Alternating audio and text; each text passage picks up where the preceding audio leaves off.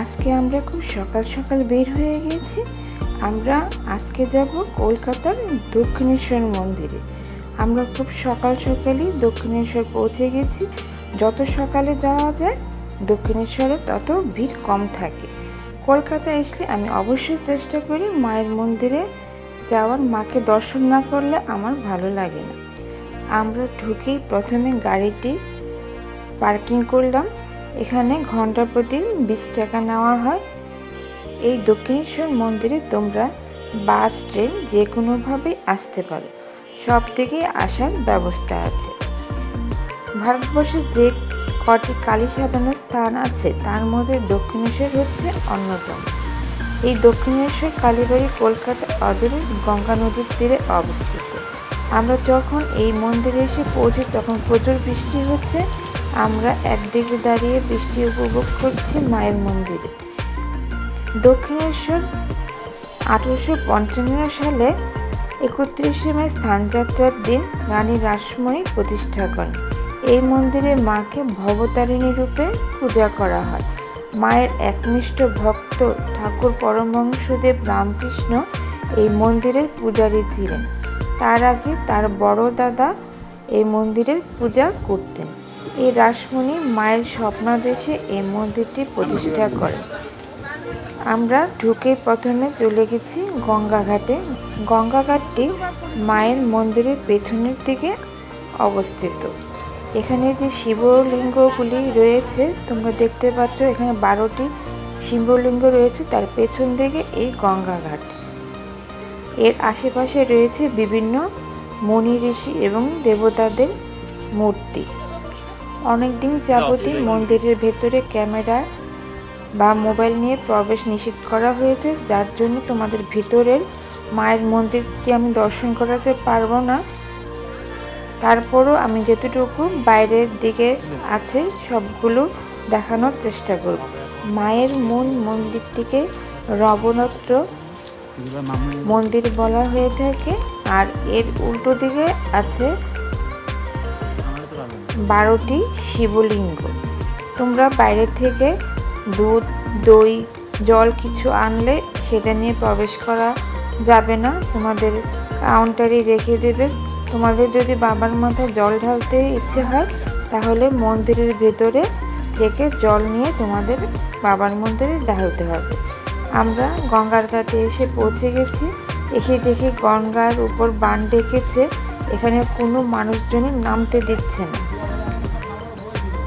আর এর পাশে রয়েছে কলকাতার বিখ্যাত হাওড়া ব্রিজ। আর এই গঙ্গার উল্টো দিকে রয়েছে রামকৃষ্ণের পরমহংসদেবের পরম ভক্ত বিবেকানন্দের তৈরি বেলুড় মঠ। আমি প্রথমও এভাবে বান কখনো উঠতে দেখিনি। এই প্রথম আমি গঙ্গার ঘাটে এসে বান দেখলাম। এখানে কোনো অবস্থাতে কাউকে গঙ্গার ঘাটে নামতে দিচ্ছে না। তোমরা অন্য সময় আসলে এখানে এখানে স্নানও করার অনুমতি আছে। কেউ এখানে পয়সা দিয়ে মাটি তুলে নিয়ে যায় বা কেউ এখানে বোতল ভর্তি করে গঙ্গা জল নিয়ে যেতে পারে। আমরা ওখানে হাত মুখ ধুয়ে এবার আস্তে আস্তে মন্দিরের দিকে এগিয়ে যাচ্ছি। মন্দিরের আশেপাশে যে সকল জায়গাগুলো আছে তার মধ্যে অনেক হনুমান দেখতে পাবে। তোমরা হনুমানকে কলা, বাদাম যা কিছু দেবে ওরা তাই সুন্দরভাবে খেয়ে নেবে, কাউকে কোনো বিরক্ত করে না।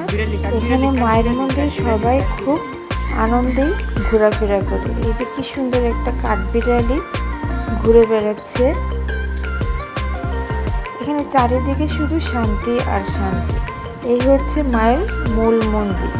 মায়ের মূল মন্দিরে ঢোকার আগে রয়েছে রানী রাসমণির মন্দির।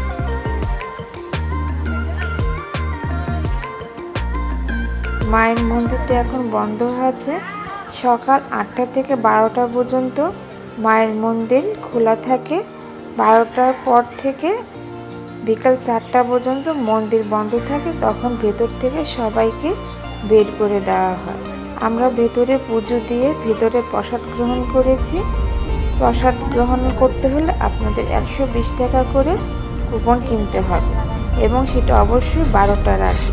মূল মন্দির থেকে বের হওয়ার পর মানে এর এরিয়ার ভেতরেই অনেক দোকানপাট আছে, সেখানে তোমরা বিভিন্ন রকমের খাবারের ব্যবস্থাও আছে।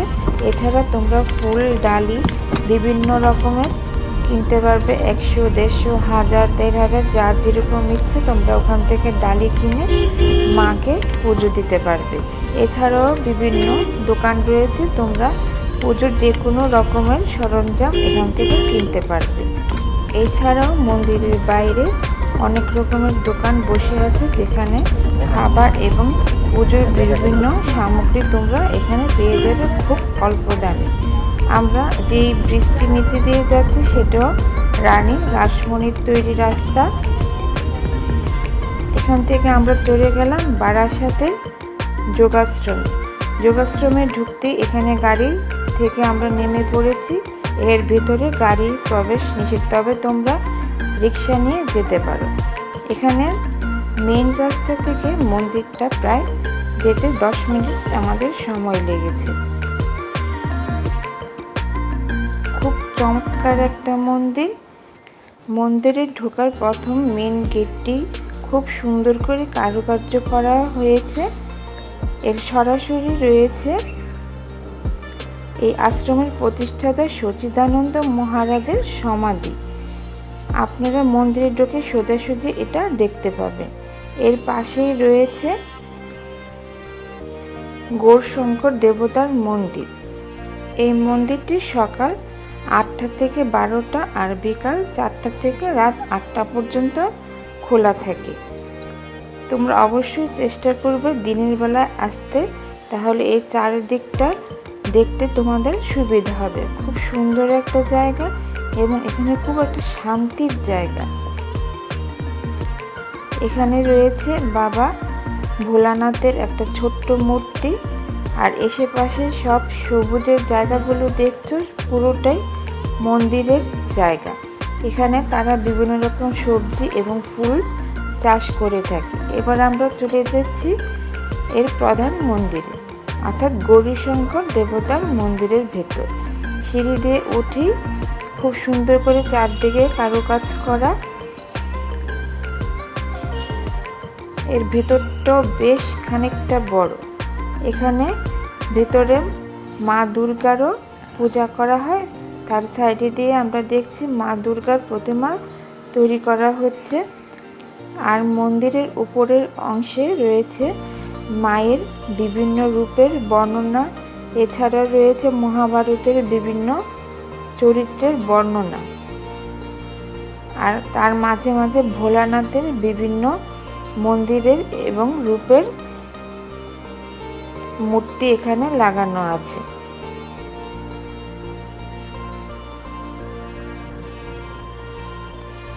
এই হচ্ছে গৌরীশঙ্কর দেবতার মূর্তি। এর থেকে আমরা এবার বেরিয়ে চলে গেলাম এর আশ্রমের প্রতিষ্ঠাতা সচিদানন্দ মহারাজজির সমাধি। এই মন্দিরটাও বেশ সুন্দর, চারিদিকে খুব কারুকাজ করা এবং প্রচুর লাইট দিয়ে সাজানো রয়েছে।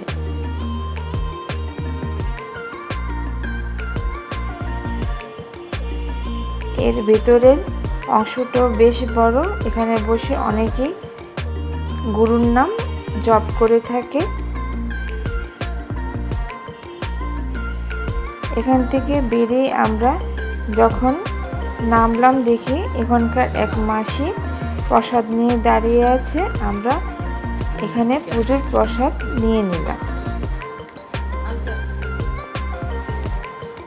এবার তোমাদের দেখাচ্ছি এর চারপাশটা খুবই নিরিবিলি নির্জন একটা জায়গা এবং খুব ঠান্ডা একটা জায়গা।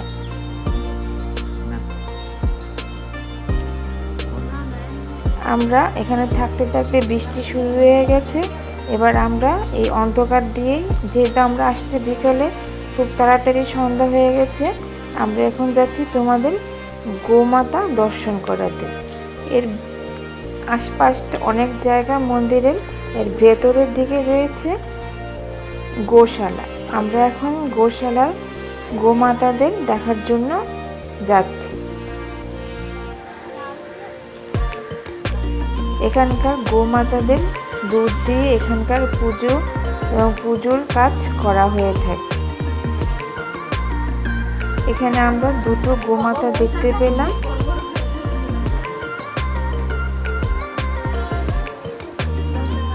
যেহেতু বৃষ্টি পড়ছে বেশিক্ষণ আমরা এর চারপাশটা আর দেখতে পারিনি।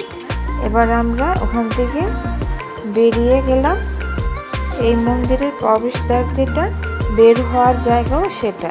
এখানে তার আশেপাশে প্রচুর মুনি ঋষি ও দেবতাদের মূর্তি রয়েছে। ডান দিকে রয়েছে গরুর, বিষ্ণু ও ব্রহ্মার মূর্তি। এই মন্দিরটি ছিল একটি আধ্যাত্মিক সংগঠন। ওখান থেকে বেরিয়ে আমরা খেলাম কলকাতার বিখ্যাত ধোসা। শুনেছি এই মামার ধোসা নাকি খুব জনপ্রিয় এবং খুব স্বাদ। আর কলকাতায় এসে ধোসা খাবো না সেটা হয় নাকি। আমরা দাঁড়িয়ে দাঁড়িয়ে ধোসা বানানো দেখলাম এবং গরম গরম ধোসা খেলাম। খুব চমৎকার এই মামাকে। তোমরা কলকাতায় আসলে অবশ্যই এই মামার ধোসা একবার ট্রাই করো। এর সাথে দিয়ে দিয়েছে নারকেলের চাটনি আর সাম্বার।